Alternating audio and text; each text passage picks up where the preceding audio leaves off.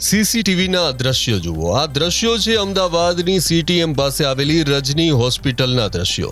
જ્યાં કેટલાક લોકો હોસ્પિટલમાં ઘૂસી જાય છે, ધોકા અને પાઇપ વડે હોસ્પિટલમાં તોડફોડ કરે છે। આટલું ઓછું હોય તેમ તેઓએ કેરોસીન છાંટી અને હોસ્પિટલને સળગાવી દેવાનો પ્રયત્ન કર્યો। વાત કંઈક એવી હતી કે રામોલમાં 31 વર્ષીય એક મહિલાની પ્રસૂતિનો સમય થયો। તેમને હોસ્પિટલ ખસેડવામાં આવી, પરંતુ રસ્તામાં જ આ પ્રસૂતાના બાળકનું મોત થઈ ગયું હતું અને ત્યારબાદ આ પ્રસૂતાની અહીં સારવાર કરવામાં આવી, પરંતુ સારવાર દરમિયાન તેને ન બચાવી શકાય। ત્યારબાદ રોષે ભરાયેલા લોકોએ ડોક્ટરનો વાંક કાઢી અને હોસ્પિટલમાં તોડફોડ શરૂ કરી, જે બાદ પોલીસને જાણ કરાઈ। પોલીસનો કાફલો ઘટના સ્થળે પહોંચ્યો અને પરિસ્થિતિને કાબૂમાં કરી હતી। આ સમગ્ર મામલે તોડફોડ કરનાર પરિવારજનોનો આક્ષેપ છે કે હોસ્પિટલની બેદરકારીના કારણે જ તેમના પરિજનનું મૃત્યુ થયું છે। ત્યારે આ સમગ્ર મામલે પોલીસે ગુનો નોંધી અને કાયદેસરની કાર્યવાહી હાથ ધરી હતી।